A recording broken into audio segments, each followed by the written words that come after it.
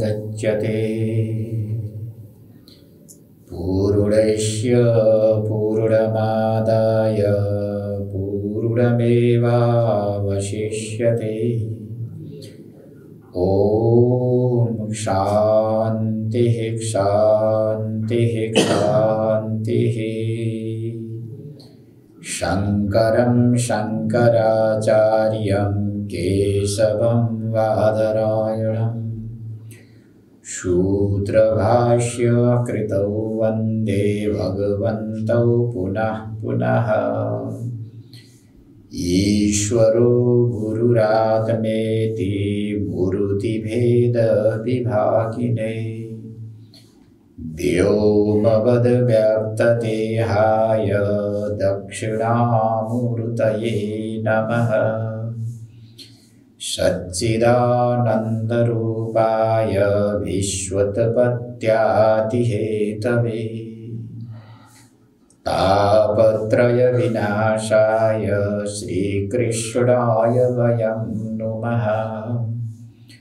सच्चिदानन्दरूपाय गुरवे बुद्धिसाक्षिणे संसारतापदग्धानां शरण्याय नमो नमः। ॐ शान्तिः शान्तिः शान्तिः।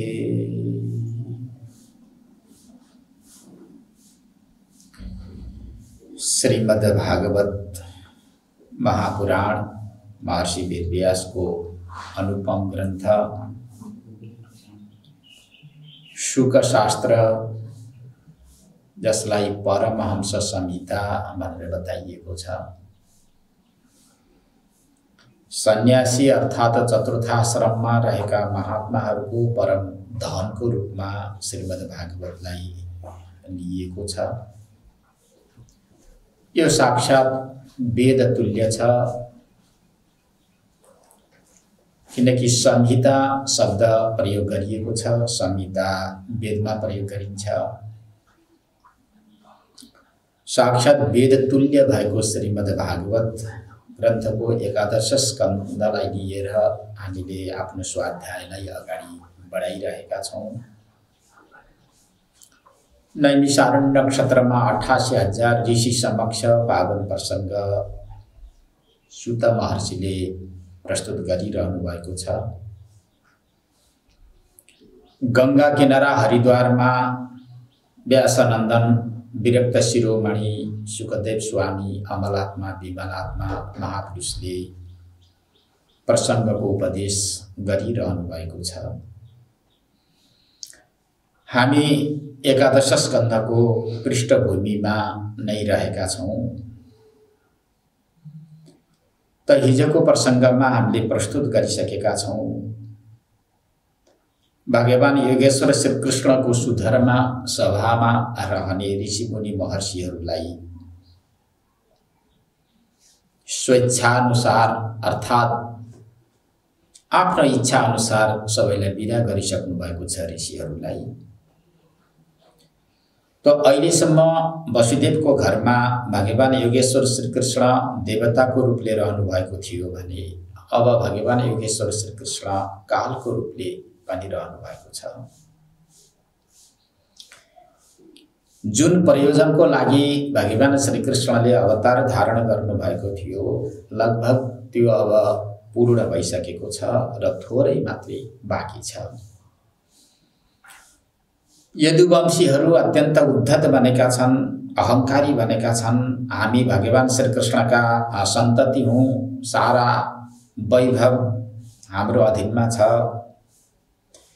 सबैले हामीलाई मान्नुपर्छ, हामी सर्वोपरि हौं भन्ने यस प्रकारको भावना गर्दै बसेका यदुवंशीहरूको उपसंहार नभएसम्म पूर्णतया पृथ्वीको भार हरण नहुने मान्यता भगवान श्रीकृष्णले लिइसक्नु भएको छ। जीवनमा दाम्भिक कर्म यदि अहंकारी कर्महरू आए भने ती कर्मले अवश्य स्वयंलाई पनि दुःख दिन्छ र त्यस्ता कर्मले अरूलाई पनि दुःख दिएका हुन्छन्। ती कर्महरूलाई समाप्त गर्नुपर्छ। ती कर्महरूलाई जबसम्म परित्याग गर्न सकिँदैन तबसम्म जीवनमा शान्तिले वर्ण गर्दैन। त यसको सङ्केत सन्देह यो पनि हो। विश्वामित्र, असित, कण्व, दुर्वासा, भृगु, अंगिरा, कश्यप, वामदेव, अत्रि, वशिष्ठ, नारद आदि गरिएका ठुला ठुला ब्रह्मज्ञानी ऋषिहरू त्यो सभामा रहनु भएको थियो। शास्त्रको चर्चा परिचर्चा चलिरहन्थ्यो। जीवनमा शास्त्रको चर्चा परिचर्चा भइरहनु पर्दछ। यदि उपनिषद शास्त्रको चर्चा भएन, ब्रह्मसूत्र, गीता, श्रीमद् भागवत जस्ता ग्रन्थका चर्चा परिचर्चा भएनन्, सुन्नी सुनाउने प्रणाली रहेन भने जीवात्माहरू संसारमा भड्किरहन्छन्।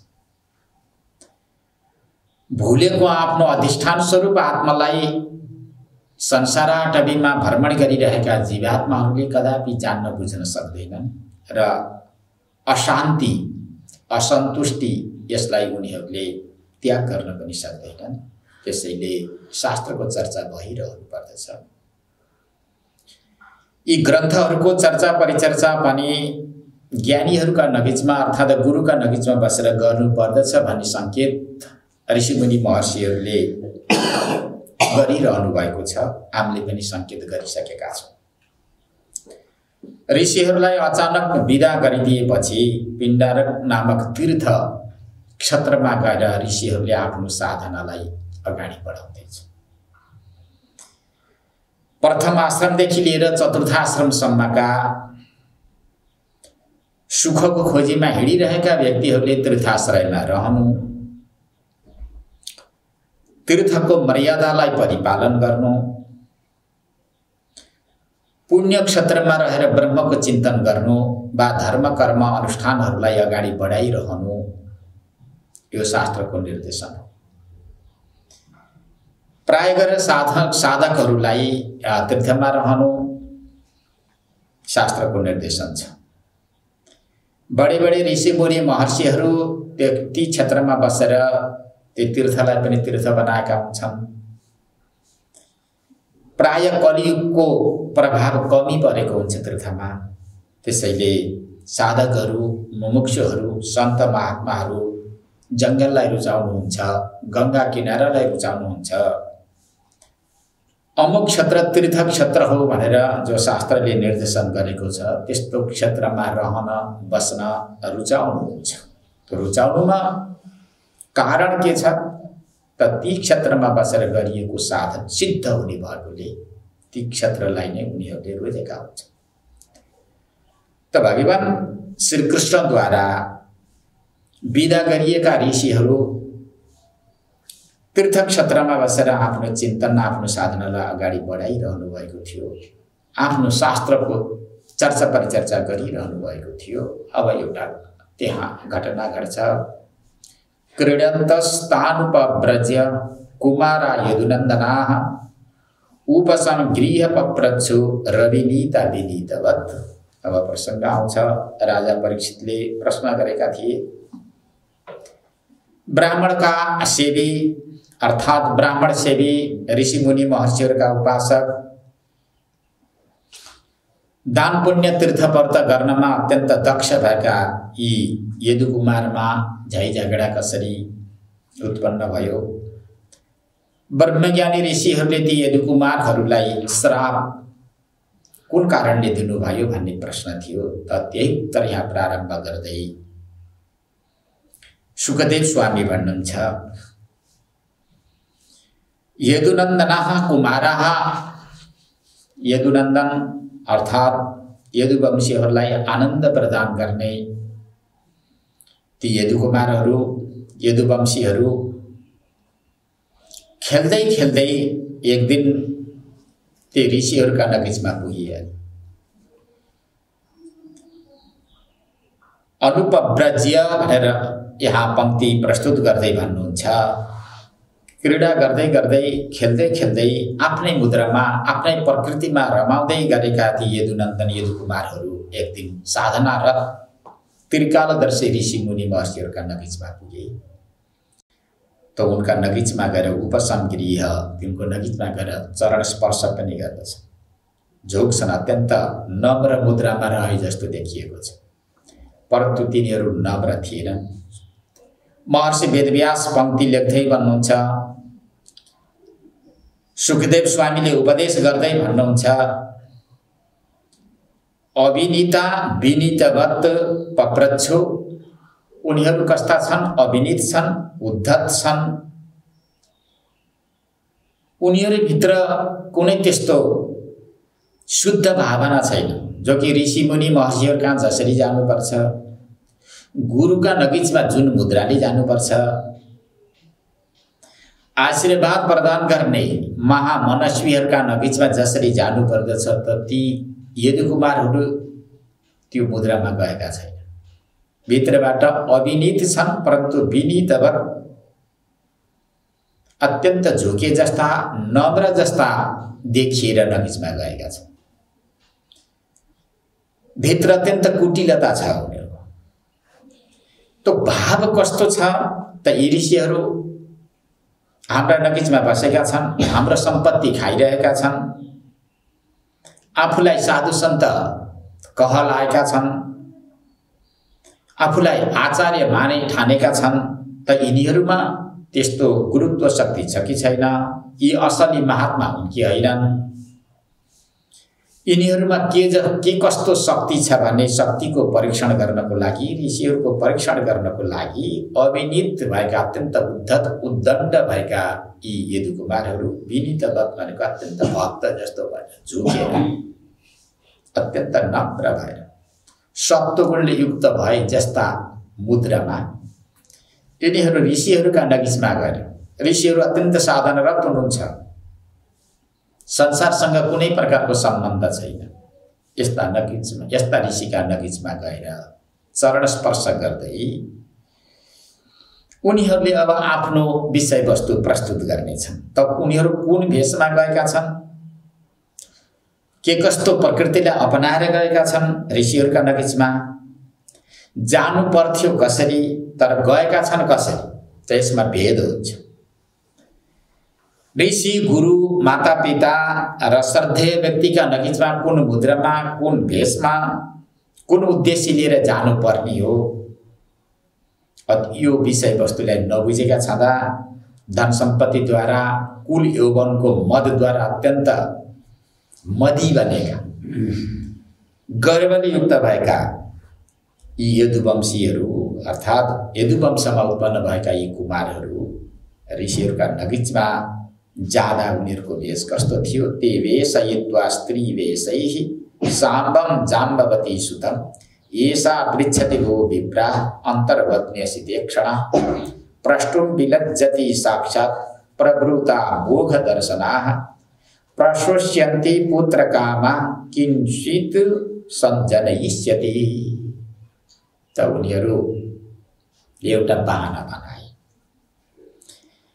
त्यति यदुनन्दन कुमारहरू, यदुकुमारहरू जाम्बवती सुतम भनेको जाम्बवती पुत्र साम्बलाई, भगवान श्रीकृष्णका रानीहरू मध्येमा जाम्बवतीलाई पनि यी अष्टमहिषी अन्तर्गत लिइएको छ। त यी जाम्बवती पुत्र साम्बलाई स्त्री वेशही वेशयित्वा, एउटा स्त्रीको वेश बनाएर, देख्दा पनि सुकुमार थिए, अत्यन्त सुन्दर पनि थिए यी साम्ब। यिनको रूप आकार प्रकार पनि अत्यन्त सुन्दर, स्त्रीसँग मिल्दोजुल्दो पनि रहेछ, सायद त्यस्तो भएर पनि होला। स्त्रीका वेशहरू लगाइदिएर, पेटमा कपडाहरू बाँधिदिएर, स्त्रीका वेशभूषा जे जस्ता छन् ती सारा वेशभूषाहरू लगाइदिएर ऋषिका नगिचमै गएर चरण स्पर्श गर्दै यदुकुमारहरूले भन्छन्, हे अमोघ दर्शना ऋषि हो, हजुरहरूमा दिव्य शक्ति छ, तेज छ, हजुरहरू त्रिकालदर्शी हुनुहुन्छ। हजुरहरूमा नभएको शक्ति यो पृथ्वीमा, सायद यो संसारमा कहीँ पनि नहोला जस्तो लाग्छ। हजुरहरू तपस्वी हुनुहुन्छ। विप्रा हजुरहरू एकदमै ब्राह्मण कुलमा हजुरहरूको जन्म भएको छ, अमुको दर्शन छ, हजुरहरूको दर्शन जो कोहीले पाउन सक्दैन। यस्ता तपस्वीहरूका नबिचमा हामीहरू कुनै कारण लिएर आएका छौँ। यी नववधू हुन्। अन्तर्वत्नीय सितेक्षणः, यी अत्यन्त सुकोमल नेत्र भएकी यी नववधू गर्भवती छन्। हजुरहरूलाई सोध्न अत्यन्त सङ्कोच मानिराखेकी छन्। साक्षात् प्रष्टुम विलज्जति, हजुरहरूलाई प्रत्यक्ष अग्रपङ्क्तिमा रहेर सोध्न यिनी अत्यन्त लज्जाइरहेकी छन्। पुत्रको कामना गरिरहेकी छन्। यिनको गर्भबाट पुत्र जन्मिन्छ कि पुत्री जन्मिन्छन्, हजुरहरूले हामीलाई पूर्व सङ्केत गरिदिए सन्तुष्टि हुने थियो। यसले पहिले नै जान्न चाहन्छ। प्रशोष्यन्ति, एकदमै यिनको प्रसुता हुने समय आएको छ।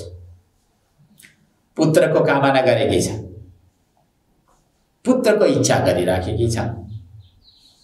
परन्तु यिनको गर्भमा पुत्र होला कि पुत्री होली, प्रत्यक्ष हजुरहरूका नबिचमा गएर प्रश्न गर्न यी अत्यन्त लज्जाइरहेकी छन्। हामीलाई माध्यम बनाएर हामीद्वारा हजुरहरूलाई अब सोध्न यिनले प्रेरणा गरिराखेकी छन्। तपाईँको यिनको गर्व छ। अब यी प्रशोष्यन्ति, अब यी प्रसुता हुनेवाली छन्।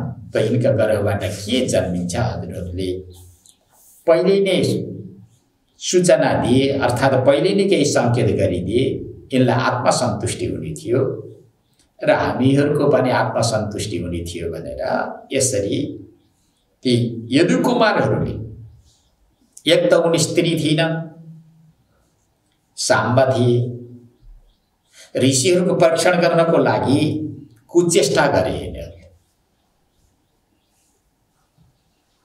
अविनीता विनीतवत, यी विनीत थिएनन् तापनि, अविनीत थिए तापनि विनीत थिएनन् तापनि विनीत स्वभावमा यिनीहरू गएका छन्। अत्यन्त सन्त स्वभावमा, सत्वगुणी स्वभावमा, सौम्य मुद्रामा, भद्र मुद्रामा यिनीहरू अगाडि देखिएका छन्। प्राय गरेर संसारमा यस्तै देखिन्छ। मनस्यन्यत वचस्यन्यत कर्मण्यन्यत दुरात्मा, यी दुष्टका लक्षण। मनमा एउटा विषय छ, वाणीले अर्को विषय प्रस्तुत गरिराखेको छ र कर्म अर्कै गर्छ भने ती के हुन्? दुष्टका लक्षण हुन्। यी यदुकुमारहरू पनि अत्यन्त दुष्ट बनिसकेका थिए, किनकि यी सम्पत्तिमा अत्यन्त गर्व गरिराखेका थिए, जसको कारणले गर्दा ऋषि मुनि महर्षिहरूको पनि अपमान गर्न यिनीहरू पछाडि परेनन्। जसले माता पिता गुरु ऋषिहरू र धर्मको अपमान गर्छन् तिनको कल्याण कदापि हुँदैन। यो कुरा हामीले अन्यत्र पनि देखेका छौँ। अन्य अन्य ठाउँमा पनि हामीले धेरै दृष्टान्तहरू पाउँछौँ। जस्तो भगवान श्रीकृष्णका नबिचमा पुतना एक स्वर्गकी अप्सरा बनेर गएकी थिए। पुतना विभत्स रूप थियो, विभत्स आकार थियो, उसको स्वभाव संस्कार बिल्कुलै अशास्त्रीय थियो, राक्षसी हो। तर भगवान श्रीकृष्णलाई मार्नको लागि, त्यो बच्चालाई मार्नको लागि एक सुर सुन्दरी भएर गएकी थिए। आखिरमा उसको कल्याण भएन, पुतनाको कल्याण भए। कालनेमीले हनुमानको गतिलाई रोकेर ठुलो विघ्न वृक्ष खडा गर्न खोजिरहेको थियो। हनुमानको मुक्का खायो, आखिरमा शरीर छोड्न पर्यो। जसले अशास्त्रीय कर्म गर्छन्, अभद्र कर्म गर्छन्, अकल्याणकारक कामना गर्दै संसारमा भ्रमण गरेका छन् भने त्यस्ता व्यक्तिको कल्याण भएको हामीले कहीँ पनि देखेका छैनौँ। त्यसैले शास्त्रकारहरूले भन्छन्, हे मनुष्य, असल कर्म गरेर बस, शास्त्रीय कर्ममा प्रवृत्त हो।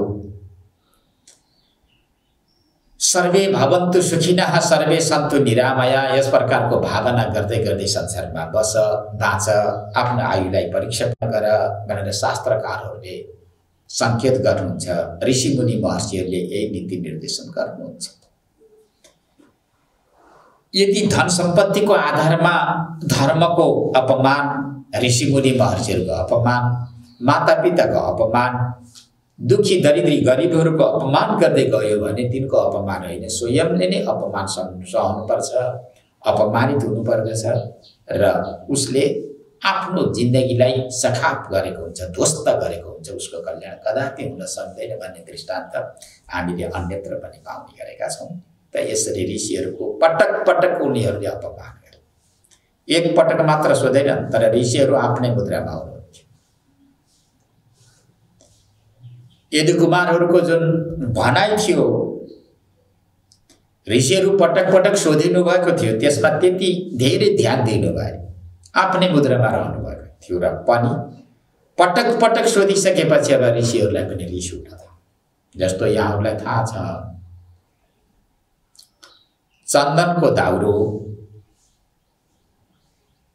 जस्तो श्रीखण्ड छ, श्रीखण्डलाई यदि पानी राखेर घोट्यौ भने देवतालाई चढाउन योग्य चन्दन तयारी हुन्छ।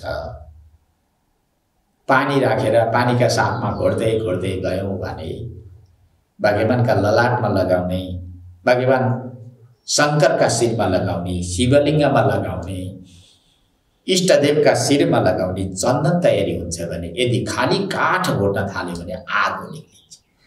त्यही चन्दनबाट, त्यही काठबाट चन्दन पनि निक्लिन्छ, त्यही काठबाट आगो पनि निस्किन्छ।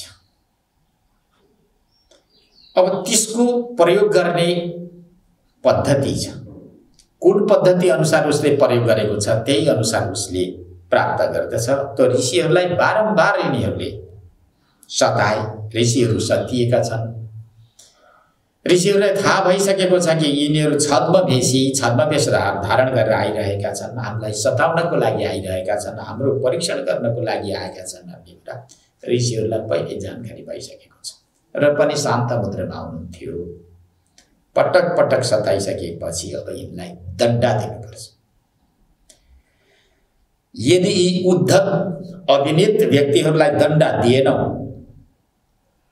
यिनीहरूलाई चेतावनी दिएनौ भने यिनीहरूले अवश्य नै धर्मको अपमान गर्नेछ, वयोवृद्धको अपमान गर्नेछ, ऋषिमुनि महर्षिहरूको अपमान गर्नेछ, दुखी गरिबहरूको यिनले अपमान गर्नेछ। यिनलाई दण्ड दिनु नै उचित छ भन्ने सम्झेर ऋषिहरू अत्यन्त प्रकोपित भए। ऋषि स्वयंमा शान्त मुद्रामा रहनु भएको थियो, परन्तु यिनीहरूको कर्मको गतिले गर्दा ऋषिहरू क्रोधित भए, अर्थात् क्रोधमा परिणत भए। त्यो क्रोध ऋषिहरूको होइन, परन्तु यी यदुकुमारहरूको जुन क्रोध थियो, दुष्कर्म थियो, त्यो एउटा क्रोधको रूपमा ऋषिलाई माध्यम बनाएर उनीहरूलाई नै दण्ड दिनको लागि क्रोधको रूपमा परिणत भएर ऋषिहरूले भन्छन्, एवं प्रलब्धा मुनयस्तानुचुः कुपिता नृप जनयिष्यति वो मन्दा मुसलं कुलनाशनम्।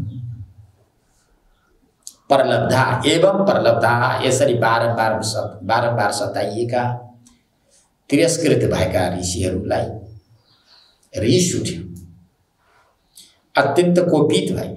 कुपित भएका छँदा ऋषिहरूले भन्न थाले, हे मन्दबुद्धि भएका व्यक्ति हो, हे छद्मवेशी हो, हे कुटिल व्यक्ति हो, यसका गर्भबाट न पुत्र न पुत्री परन्तु के जन्मनेछ? मुसलम भनेको एउटा साग्लो मुसल जन्मिनेछ, फलामको मुसल जन्मिनेछ यसका गर्भबाट। त्यो मुसल त्यसै जुन रहने छैन भाइ, कुलनाशनम, यो त कुललाई नै उपसंहार गर्ने, कुललाई नै नाश गर्दैन एउटा मुसल भएर जन्मिनेछ। न पुत्री न पुत्र, ऋषिहरूले श्राप दिए। ऋषिहरूमा त्यो शक्ति थियो, साधनाको प्रभावले, गायत्रीको अनुष्ठानको प्रभावले, भजन भक्तिको प्रभावले साधुमा हुने जो एउटा निष्ठा छ, निष्ठाको प्रभावले जे भन्यो वा जे चितायो त्यो पुग्थ्यो। ऋषिमुनि महर्षिहरू श्राप र वरदानका धनी हुन्छन्।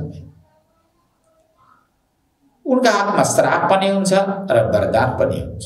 त्यसै साधु साधु हुँदैन। साधु हुनको लागि परब्रह्म परमात्माले विश्वास गर्नुपर्दछ। परमात्माले विश्वास गर्नका लागि उसका साधनहरू पूर्ण भएको हुनुपर्दछ। जसको हृदय असाधु छ भने परमात्माले दिव्य शक्ति, अलौकिक शक्ति प्रदान गर्नु, आफ्नो जीवनलाई कस्तो बनाउने, सत्वगुणी बनाउने वा रजोगुणी बनाउने वा तमोगुणी बनाउने व्यक्तिकै हातमा छ, व्यक्तिको विचारको अधीनमा छ। म कस्तो हुने, देवता हुने, दानव हुने, मानव हुने, पशु पक्षी कीट पतंग हुने, पुनर्जन्म कस्तो बनाउने वा अहिले नै मोक्ष गतिलाई प्राप्त गर्ने त्यो व्यक्तिको एउटा चिन्तनको आधारमा रहन्छ, विचारको आधारमा रहन्छ। आफ्नो निर्णय आफूले नै गर्नुपर्दो रहेछ। मनुष्य जीवनमा म कस्तो हुने भन्ने अहिले नै निर्णय गर्न सकिएन भने भोलि खोजेर कसैले पनि पाउँदैन। मोक्ष गति प्राप्त गर्ने वा देवगति प्राप्त गर्ने अथवा दानव गति प्राप्त गर्ने वा मानव गति प्राप्त गर्ने, कीट पतंगको गति प्राप्त गर्ने, के कस्तो गतिलाई प्राप्त गर्ने अहिले नै मनुष्यले निर्णय गर्नुपर्छ, निश्चित गर्नुपर्दछ।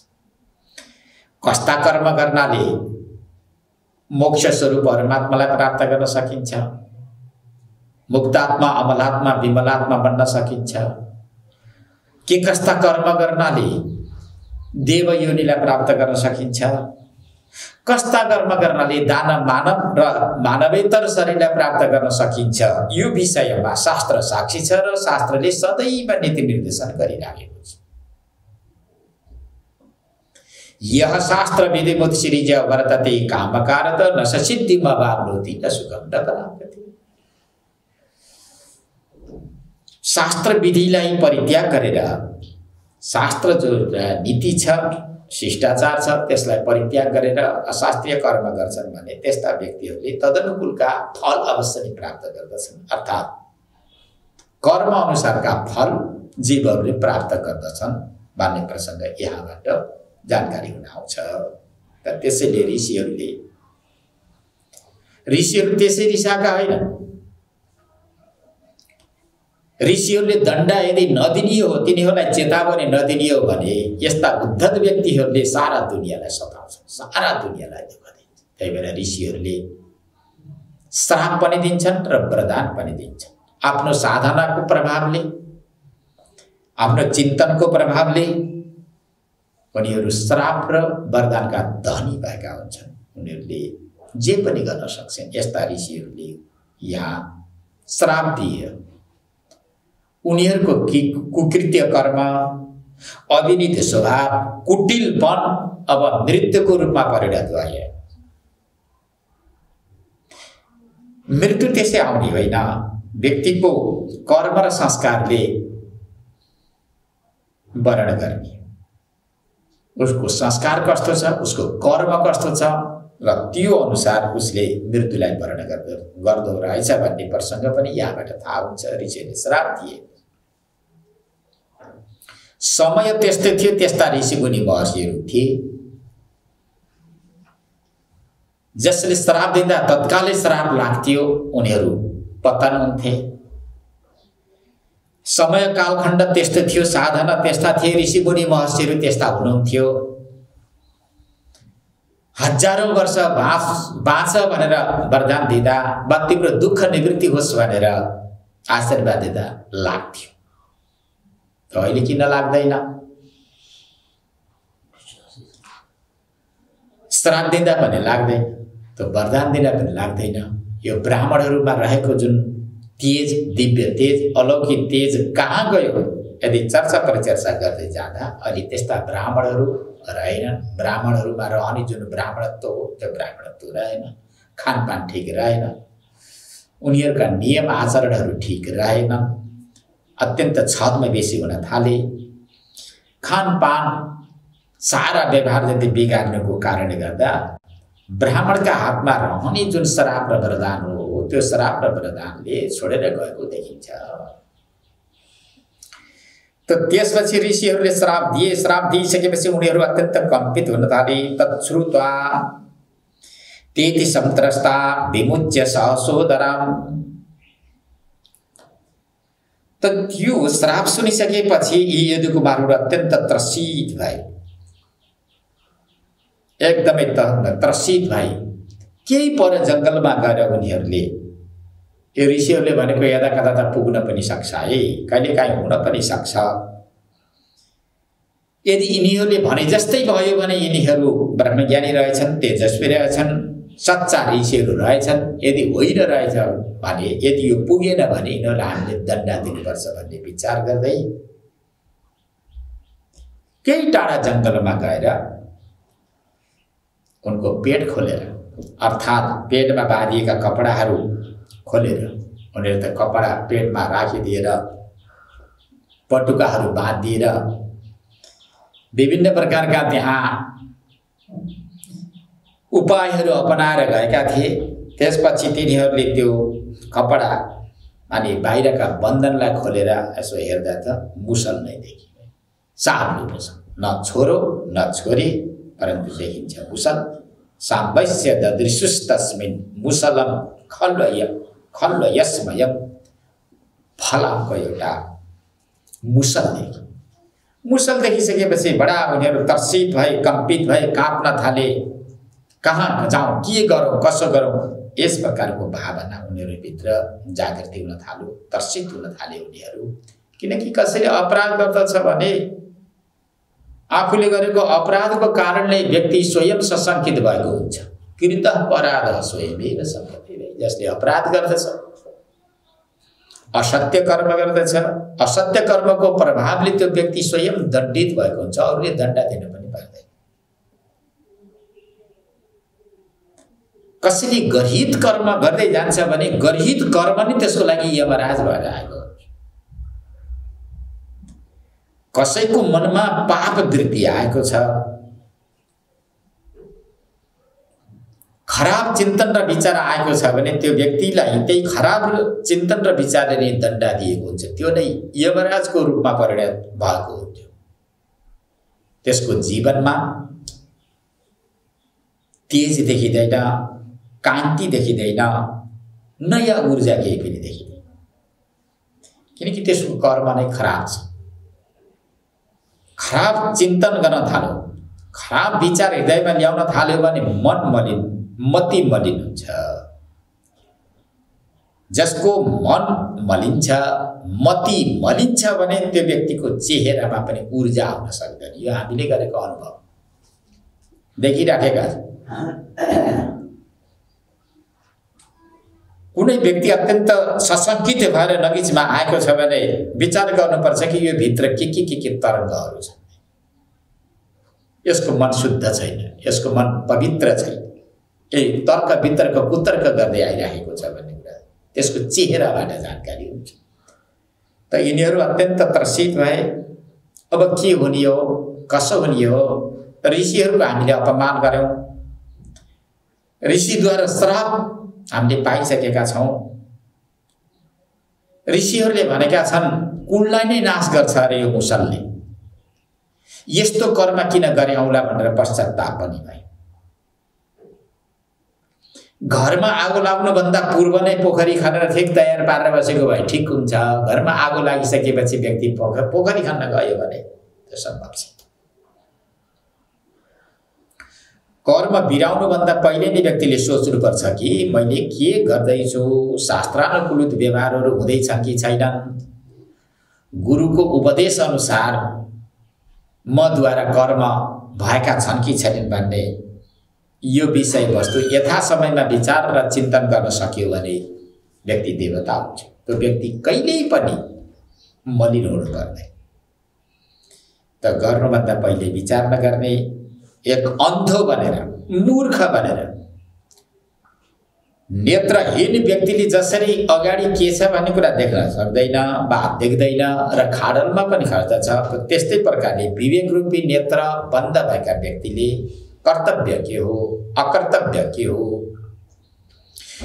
कुन उद्देश्य लिएर म भारतवर्ष भरतखण्ड जम्बूद्वीप आर्यवर्त क्षेत्रमा म जन्मिराखेको छु, मेरो जन्म सफल हुने कर्म मैले गरेँ कि गरिनँ भन्ने यथा समयमा व्यक्तिले विचार गर्न सक्यो भने त्यो व्यक्ति महान हुन्छ। गल्ती कर्म कदापि त्यसले गर्दैन। कर्मको फल मनुष्यले जहाँ गए पनि बेहोर्नु पर्दछ। मनुष्य शरीरमा गरिएका कर्म नै ती फलदायक हुन्। मनुष्यतर शरीरमा कदापि त्यस्ता कर्महरू हुँदैनन्। जुन कर्मले प्रारब्ध तयार होस् त्यस्ता कर्म मनुष्यतर शरीरद्वारा हुन सक्दैन, असम्भव छ। जे जस्ता कर्म गर्ने हो यो मनुष्यद्वारा, मनुष्य शरीरद्वारा नै यो सम्भव हुने भएकोले व्यक्तिहरूले बहुत विचार गरेर सोचेर मात्र कर्म गर्नुपर्दछ। यो संकेत यहाँबाट थाहा हुन्छ। किम कीर्तम मन्द भाग्यैरिणः किम वदिष्यन्ति नो जना। अब एक आपसमा ससंकेत हुँदै भन्न थाले, तर्क र वितर्क गर्न थाले। जनः अब मनुष्यहरूले, व्यक्तिहरूले अब हामीलाई के भन्छन् त, हामीहरूले के गर्यौं यस्तो कर्म। मन्द भाग्य ही मन्द भाग्य भएका, मलिन मति भएका हामीहरूले त्यस्तो कर्म के गर्यौं, यस्तो कर्म के गर्यौं। अब व्यक्तिहरूले हामीलाई के भन्ला, लोकले हामीलाई के भन्ला, लोकको पनि डर मान्न थाले। भयद्वारा अत्यन्त विह्वलित भयो मेरो, उनीको हृदय काँप्न थाल्यो। अब काँपेर के गर्ने? उनीहरूले अन्तिममा गरेर उपाय यही अपनाए। अब यसलाई लिएर घरमा जाउँ, गेहान आदाय मुसलम ययु। त्यो मुसल्ला लिएर उनीहरू घरतिर आए। हामीले यस्तो के गर्यौं? अब कर्ममा पश्चाताप हुन थाल्यो। पश्चाताप हुनुभन्दा पहिले नै व्यक्तिले विचार गर्नु कि मैले कस्तो कर्म गर्दैछु, मद्वारा कर्म गरिने कर्म उचित कि अनुचित, के कस्तो मुद्रामा म रहेको छु भनेर व्यक्तिले यथा समयमा आफ्नो मुद्रालाई हेर्न सक्यो, विचार गर्न सक्यो भने कहिले पनि रुनु पर्दैन, ससंकेत हुनु पर्दैन, वृद्ध आयुलाई व्यतीत गर्नु पर्दैन। त उनीहरूले मुसल्ला लिएर घरमा आइसकेपछि तच्चोपनीय सदसी परिम्लान मुखश्रियः राज्ञा वेदयाञ्चक्रुः सर्व यादव सन्निधौ। सारा यादव गणहरूले परिवेष्टित भएका राज्ञा भनेको राजा उग्रसेन राजाका नगिचमा ल्याएर आएर राखिदिए। भाइ नगिचमा ल्याएर राखिदिए। उनीहरूको मुख यस्तो थियो कि अत्यन्त मलिन भएको थियो। परिम्लान मुखश्रिय, मुखमा कान्ति थिएन। श्रिय भनेको कान्ति हो, उज्जवलपन हो, मुखमा थिए। मनद्वारा सताइएका थिए।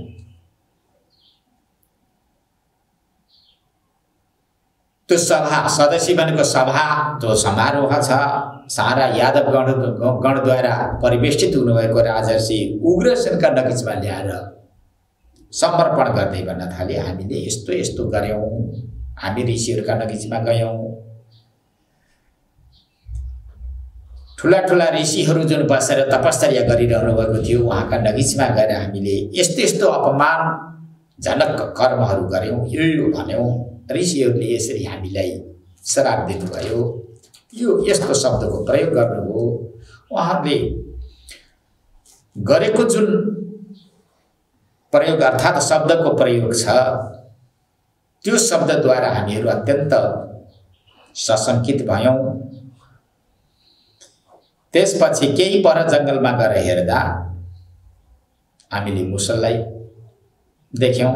मुसल देखिसकेपछि हामीहरू अत्यन्त सशंकित भएर हजुरका नगिचमा आएका छौं भनेर श्रुत्वा मोगम विप्रशापम दृष्ट्वा च मुसलम निर्भ विस्मिता भय संत्रस्ता बभुवुर द्वारकौकस।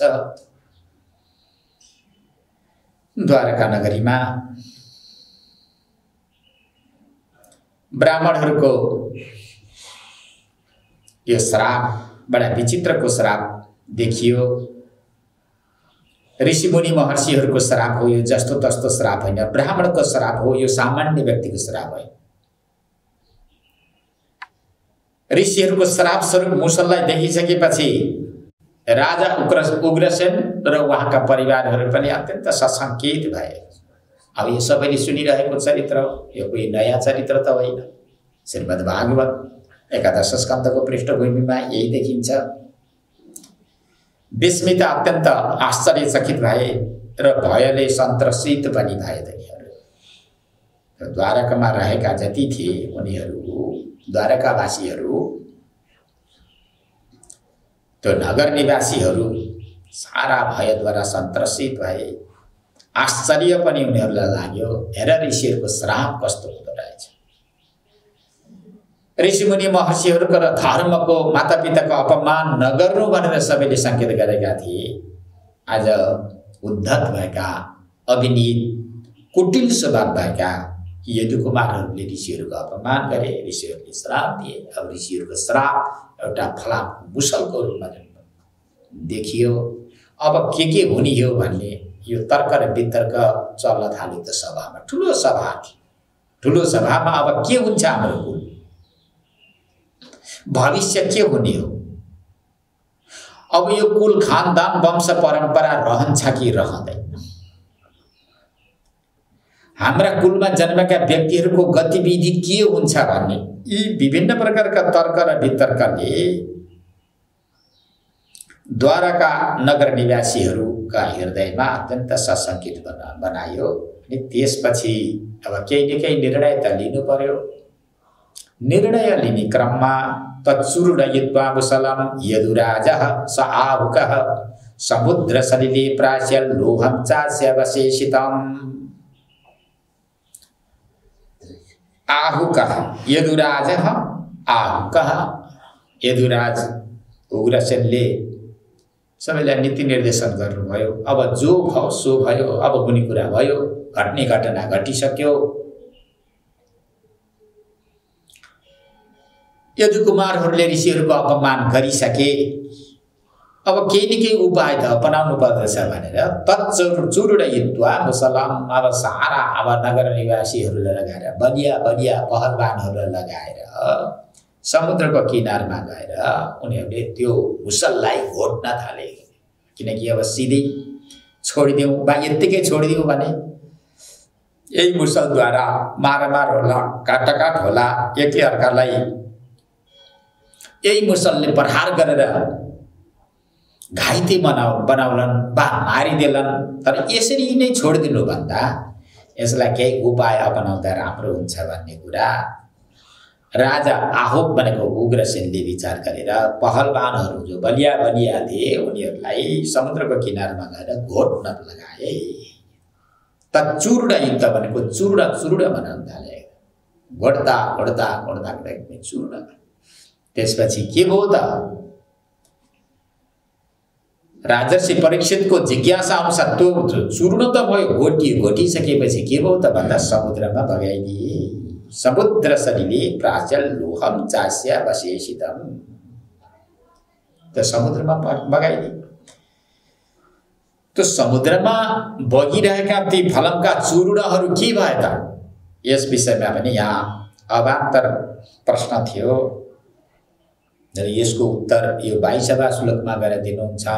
जब घोट्नुभयो, घोट्दा आफै पनि लाग्नुभयो र उहाँको नीति निर्देशन अनुसार सबैले घोटेर समुद्रमा बगाइदिए। घोट्दा घोट्नै नमिल्ने एउटा सानो सियो बाँकी रह्यो। यो पनि ईश्वरकै इच्छा, भगवान श्रीकृष्णको इच्छा। भगवान श्रीकृष्ण सर्वतन्त्र स्वतन्त्र हुनुहुन्छ। त उहाँले जे सत्य संकल्प ईश्वर भनेर हामीले पंक्ति पढिसकेका छौं। भगवानको संकल्प सत्य हुन्छ। ईश्वरका संकल्प, ईश्वरका चिन्तन, ईश्वरका मनन जे छन् तिनमा मिथ्या र अन्यथा हुन सक्दैन। त्यो सत्य नै हुन्छ। त त्यसपछि एउटा सानो घोट्दा सियो रहेको सियो पनि के गर्ने भन्दा त्यो पनि त्यही समुद्रमा बगाइदियो। ती चूर्ण के भयो त भन्दा कश्चिन्ने मत्स्यो गर्सिल लोहम चूर्णानि तरलैस्ततः त्यो बगेका ती साना साना चूर्णहरू थिए त्यो चूर्णबाट त एउटा घाँस भएर उम्रियो अरे एरक नाम गरेका वृक्ष भएर जन्मिए साना साना झारपात भएर जन्मिए झारपात मात्रै होइन एउटा वृक्षकै रूपमा उनीहरू परिणत भए ठुला वृक्ष पनि होइन ठिक्कका वृक्षका रूपमा उनीहरू परिणत भए त ती वृक्ष के भयो त भन्दा हो फलाम ईश्वरको इच्छा भयो भन्दाखेरि यहाँ वृक्षको रूपमा परिणत हुनेहरू भए र त्यो ती वृक्षका हाँगामा तरबार फल्न थाले हो समुद्रको किनारभरि तरबारै तरबार ती वृक्षमा फल्न थाले त्यो जुन बगेका चूर्णहरू थिए त्यो चूर्णबाट वृक्ष त्यो वृक्षमा पुरा तरबारहरू फल्न थाले त्यो अवशिष्ट जुन घोर्दा घोर्दा बाँकी रहेको जो फलामको टुक्रा थियो सियो थियो त्यो सियोलाई माछाले खायो अरे कश्चिन मत्स्यो अग्रसिल लोहम त्यो लोहको चूर्ण जुन थियो अर्थात् त्यो सियो थियो त्यहाँ एउटा ठुलो माछा रहेछ त्यो माछाको पेटमा गएछ माछाले निलेछ अब सियो माछाले यो पनि ईश्वरकै इच्छा हो ईश्वरकै इच्छा अनुसार नै ऋषिहरूको श्राप परे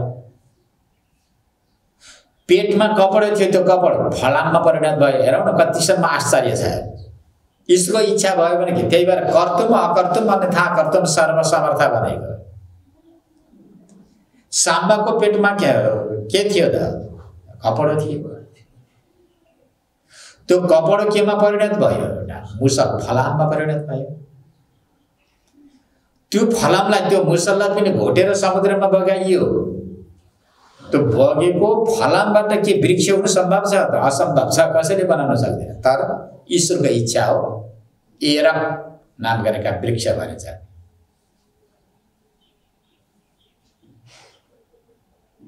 वृक्षको रूपमा परिणत भयो अब त्यो वृक्षमा के फल्यो भन्दाखेरि तरबारहरू भन्न थाले किनकि यदुकुलको उपसंहार गर्नु छ अब तिनै तरबारलाई लिएर एक आपसमा झै झगडा गर्नु छ कुट्टा कुट पिटा पिट काटा काट गरेर त्यो यदुवंशलाई पुरा सखाप गर्नु छ किन अहंकारको कारण हामी कृष्णका सन्तति हौं सारा सम्पत्ति हाम्रो अधीनमा हुनुपर्छ सबैका हामी मालिक हुनुपर्छ सबैले हामीलाई मान्नुपर्छ भन्ने जुन एउटा गर्वभित्र अहंकार आएको थियो त्यो अहंकारको कारणले गर्दा आज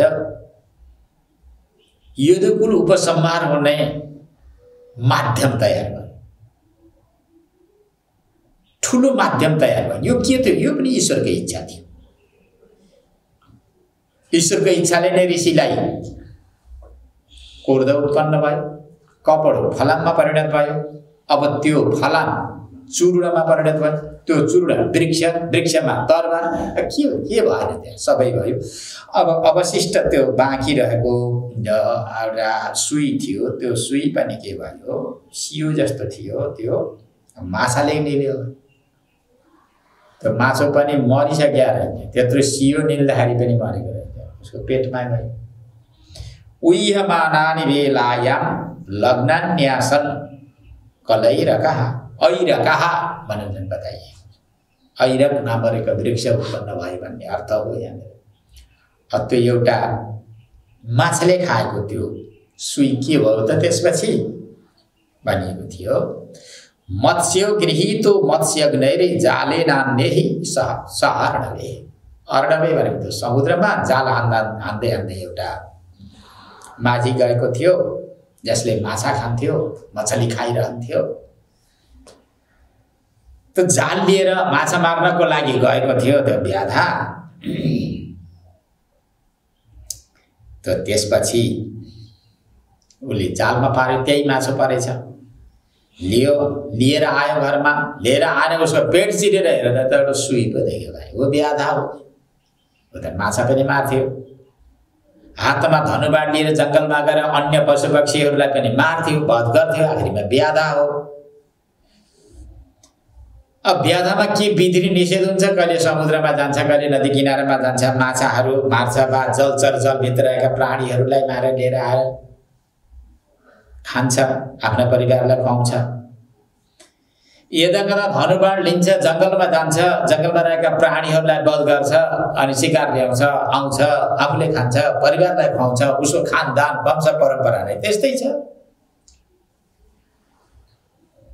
त त्यस दिन जाल लिएर समुद्रमा गएछ, जाल खेल्दै खेल्दै वा जाल हान्दै हान्दै जाँदा त्यही माछा परेछ, घरमा ल्यायो, पेट सिरो, हेरेर त सुई पो छ। यसो विचार गरे भाइ, त बडा राम्रो छ, मेरो यो धनुमा मिल्दो हो कि भनेर यसो त्यो बाणमा त धनुमालाई यसो मिलाउँदाखेरि त त्यो सिको ठिक्क मिल्यो। त्यो पनि ईश्वरको इच्छा थियो। भगवान श्रीकृष्ण संविधानभित्र रहनुहुन्छ, आफू पनि विधानदेखि बाहिर परमात्मा पनि रहँदैन। यदुवंश मध्येमा त भगवान श्रीकृष्ण पनि पर्नुभयो, यदुवंशी हुनुहुन्छ भगवान श्रीकृष्ण पनि। अब यदुवंशमा रहेका अन्य व्यक्तिहरूको मृत्युको एउटा तयारी त भइसक्यो, किनकि त्यो फलाम घोटेर पठाइदिएको, माने बगाइदिएको त्यो त्यहाँबाट ऐरक नाम गरेको वृक्ष, त्यो त्यसमा तरबार फलिसके, अति नै तरबारद्वारा कुलको उच्छेद हुने भयो। अब भगवान श्रीकृष्ण त्यसदेखि बाहिर हुनुहुन्छ न, त्यो हुनु भगवान श्रीकृष्ण पनि त्यही वंश अन्तर्गत रहेकोले अब त्यो व्याधाले आफ्नो बाणमा लगाएर धनुमा लगाएर उसले जोडिसक्यो। अब ठिक्क भयो, मिल्यो। अब एकादश स्कन्धको अन्त्यमा आउँछ, भगवान श्रीकृष्ण जब धराधामलाई परित्याग गरेर स्वधाम जाने बेला आउँछ, पिपलको वृक्ष मुनि गएर बस्नुहुन्छ। यही व्याधाले बाण भिरेर गएको हुन्छ। बायाँ घोडामाथि दायाँ घोडो खाबेर यसो हल्लाउँदै बसिरहनु भएको थियो भगवान श्रीकृष्णले। शिकार खेल्दै गएको यो व्याधा जान्छ, उसले मृगले कान हल्लाएको जस्तो देख्छ,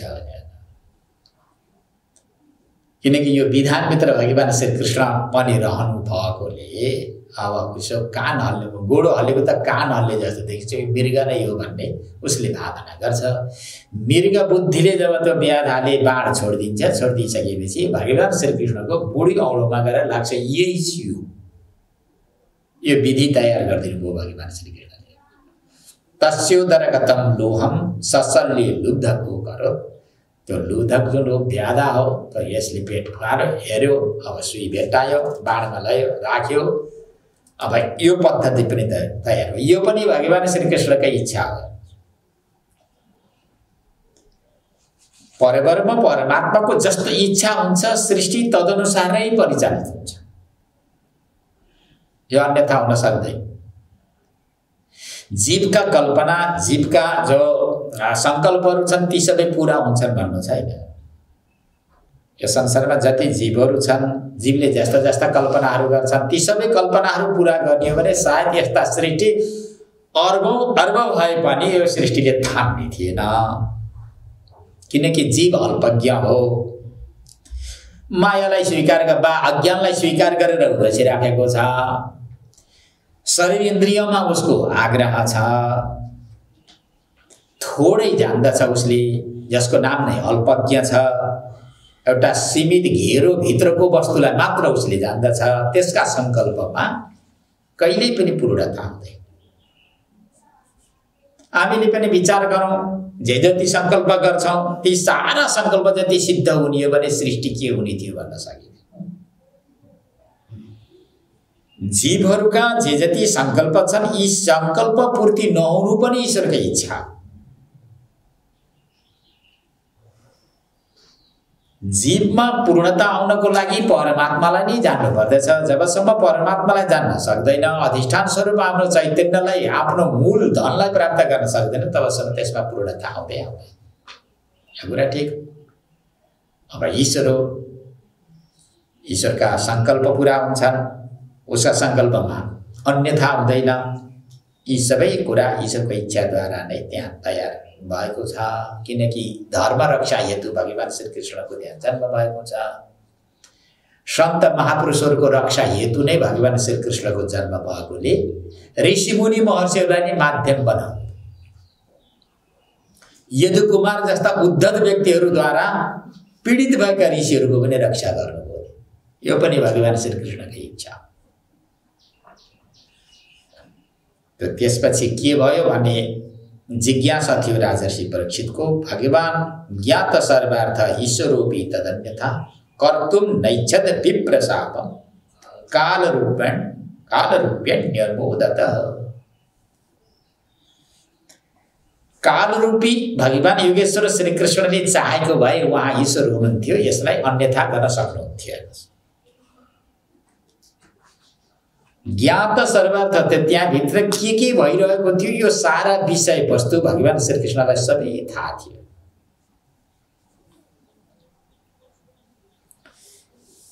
तद अन्यथा कर्तुम न ऐच्छत्, भगवान योगेश्वर श्रीकृष्ण त्यसलाई अन्यथा गर्न चाहनु भएन। ती यदुकुमारहरूलाई पनि रक्षा गर्न सक्नुहुन्थ्यो उहाँले चाहेको भए। ऋषिमुनि महर्षिहरूलाई मनाउन सक्नुहुन्थ्यो परमात्माले चाहेको भए। परमात्माले चाहेको भए यी सारा विघ्न विक्षेपदेखि सबैले रक्षा गर्न सक्नुहुन्थ्यो, तर भगवानले अब यो गर्न चाहनु भएन, किनकि उहाँको जुन अवतार जुन उद्देश्यले भएको थियो त्यो उद्देश्य लगभग पुरा भइसकेकोले अब यो अन्यथा गर्न भगवानले चाहनु भएन, किनकि यो विप्रशाप ब्राह्मणको शाप जस्तो तस्तो होइन। भगवानले यो ब्राह्मणको श्रापलाई नै अन्यथा गरिदिनु भयो भने अनि वैदिक विधि के हुन्छ त? धर्म मार्ग के हुन्छ? धर्मको मर्यादा के हुन्छ?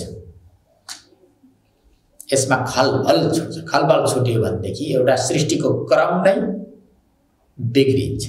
सृष्टिको क्रममा पनि कुनै प्रकारको विघ्नता नहोस्, यो क्रम पनि भङ्ग नहोस् भन्ने उद्देश्यले भगवान श्रीकृष्णले यो सबै गर्न सक्नुहुन्थ्यो तापनि गर्न सक्नु भएन, किनकि अब समय त्यस्तो आएको थियो। समय अत्यन्त बलवान, सबैको प्रारब्ध पनि थियो। अब त्यो प्रारब्ध पनि त्यहाँ जुटेको थियो र भगवान श्रीकृष्णले त्यसलाई अन्यथा गर्न चाहनु भएन, किनकि अहिले भगवान वसुदेवको घरमा भगवानको रूपले नबसेर कालको रूपले बस्नुभएको थियो। काल रूपी अनुमोदत, काल रूपी भगवानले त्यसलाई अनुमोदन नै गर्नुभयो, अन्यथा गर्नु भएन। जीवहरूले जब संकल्प गर्दै गर्दै जान्छन्, जीवहरूले जब अन्यथा संकल्प गर्दै गए, मिथ्या संकल्प गर्दै गए, शास्त्र निषिद्ध संकल्प र कर्म गर्दै गर्दै गए भने परमात्माले रक्षा गर्न पनि सक्दो रहेनछ। अहिले लोकमा भन्छन् भगवानले हाम्रो रक्षा गर्नुपर्ने, भगवानले हाम्रो रक्षा गरेन। शरीरमा रोग नलागोस् भन्दा भन्दै रोग लागिराखेको छ, भगवानको पूजा गर्न थालेको आज 50औं वर्ष भयो, यति रोगबाट पनि परमात्माले मलाई त्राण दिन सकिन, रक्षा गरेन। भगवानको पूजा आराधना गर्न थालेको 50औं वर्ष भयो, 60 वर्षभन्दा बढी भइसक्यो, मेरी श्रीमती नमरोस् भन्ने मेरो इच्छा थियो, अब नमरोस् भन्ने भावना हुँदाहुँदै, श्रीमतीलाई गुमाएर बाँच्न नपरोस् भन्ने भावना हुँदाहुँदै अब त्यो श्रीमतीको मृत्यु भयो भने पनि त्यति माने जोगाइदिन सकेन, मेरो छोरो बचाइदिन सकेन, श्रीमती बचाइदिन सकेन, मेरो श्रीमानलाई बचाइदिन सकेन। त ईश्वरको पूजा गरेर के हो भनेर 10-20 वर्ष, 5-7 वर्ष, 20-30 वर्ष पूजा गरेकै आधारमा उसले त्यति ठुलो दाबी गर्यो वा त्यति ठुलो आकांक्षा राख्यो ईश्वरसँग कि मेरो श्रीमती पनि नबरोस्, मेरो छोरो पनि नबरोस्, धन सम्पत्ति यथेच्छ प्राप्त होस्, मेरो शरीरमा रोगै नलागोस्, मेरा दाँतै नफुग्लोन्, मेरो शरीर नै कुप्रो नहोस्, लौरो टेक्न नपरोस्, मलाई चस्मै लगाउन नपरोस्, मलाई कान नसुन्ने व्यथा नहोस्, त्यो फेरि यन्त्र लाउन नपरोस्, यस प्रकारको भावना गरेर संसारमा जीवहरू बसेका हुन्छन्। तर त्यस्तो होइन। चाहे यो जन्ममा होस्, चाहे यसभन्दा पूर्व जन्ममा जीवहरूले कस्ता कर्महरू गरेर बसिरहेका। नाभुक्तम क्षीयते कर्म कल्प कोटि सतैर, आफूद्वारा गरेका कर्महरू लाखौं लाख कोटियौं जन्म जन्मे तापनि त्यसलाई भोग गर्नुपर्छ।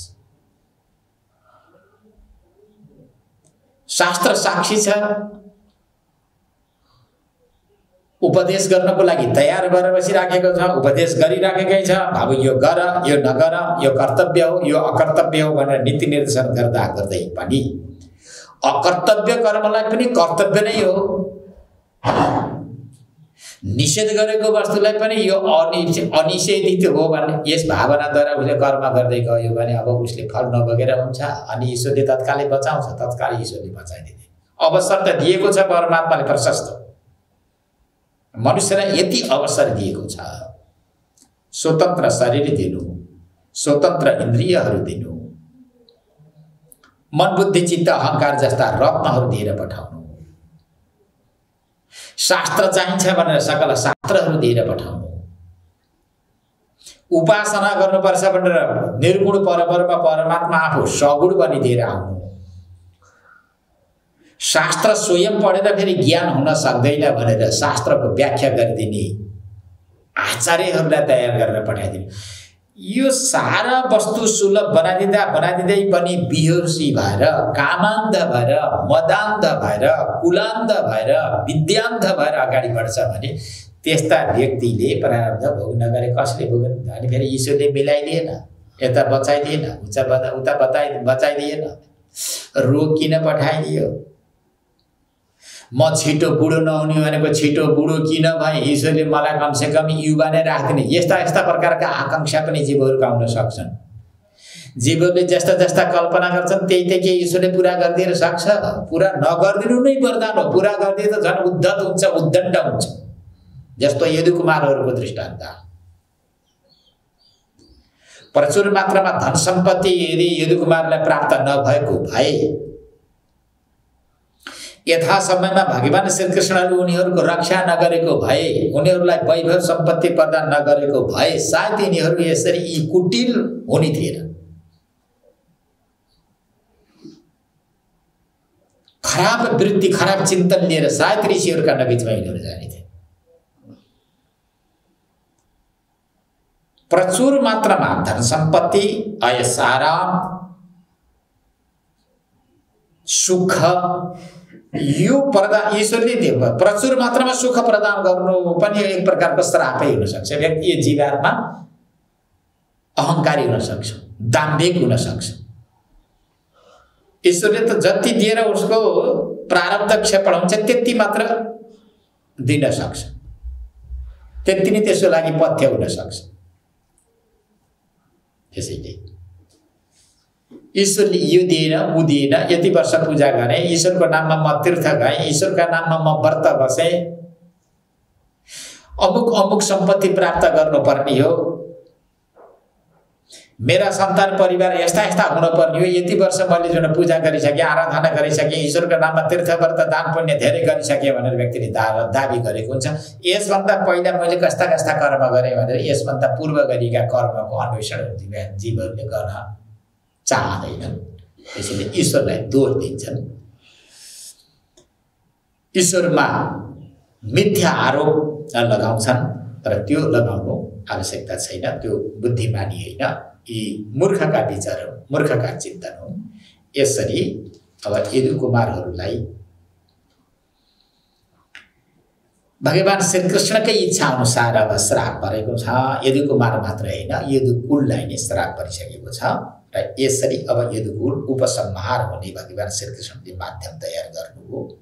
अब यी उद्धत अभिनेत यी यदुकुलमा जन्मेका यी यदुकुमारहरू वा यदुकुलको पूर्णतया उपसंहार भइसकेपछि अब पृथ्वीको भार पूर्णतया हरण हुन्छ भन्ने भगवान श्रीकृष्णले यस्तो विचार गर्नुभयो। र अब यो ऋषिहरूका श्रापलाई पनि अन्यथा गर्न चाहनु भएन भगवान श्रीकृष्णले। यसरी अब यदुकुल उपसंहार हुने पनि एउटा माध्यम तयार भयो। पाण्डवहरूलाई माध्यम बनाएर भगवान श्रीकृष्णले कौरव कुलका कण्टकलाई पनि अन्त्य गरिदिनुभयो, जसले धर्मको विरोध गरे, सारा जनतालाई दुःख दिए, धर्मको अपमान गरे र उनलाई अन्त्य गरिदिनु भयो। ऋषिहरूको श्रापलाई माध्यम बनाएर अब यदुकुल उपसंहार गर्ने एउटा माध्यम तयार गर्नुभयो। यो ईश्वरको इच्छा हो। ईश्वरले जस्तो इच्छा गर्दछ, जस्तो चाहन्छ त्यही नै सिद्ध हुन्छ। यी प्रसंग यहाँ आए। अब अगाडि राजर्षि परीक्षितले जिज्ञासा राख्नुहुन्छ, भगवान यसभन्दा अगाडि के भयो, अबको प्रसंग के छ, म सुन्न चाहन्छु, म तृप्ति भएको छैन भनेर राजर्षि परीक्षितले जिज्ञासा राख्नुहुन्छ। 28,000 ऋषिहरूले पनि यस्तै जिज्ञासा राख्नुहुन्छ, भगवान हाम्रो हृदय अझै तृप्ति भएको छैन, हाम्रो मन तृप्ति भएको छैन। हजुरका मुखारविन्दबाट यस्ता यी अमृत धारा प्रवाहित भइरहन्, यी धारामा हामीले स्नान गर्न पाइरहौँ। यसरी ऋषिहरूको पनि जिज्ञासा रह्यो, राजर्षि परीक्षितको पनि जिज्ञासा रह्यो। र अब अगाडि सुखदेव स्वामीले पाठ बढाउनुहुन्छ, सुत महर्षिले पनि पावन प्रसङ्गलाई अगाडि बढाउँदै हुनुहुन्छ। अब द्वारकापुरीमा कस्तो कस्तो रह्यो, के रह्यो, देवर्षि नारद र वसुदेव देवकीको संवाद यहाँबाट प्रारम्भ हुन्छ। वसुदेव र देवकीको जिज्ञासालाई शान्त बनाउनको लागि, कृतार्थ बनाइदिनको लागि नव योगेश्वरहरूको प्रसङ्ग अब अगाडिको पाठले प्रस्तुत गर्नेछ। अब यसलाई भोलि अगाडि बढाउँला। हरि ओम तत्सत्।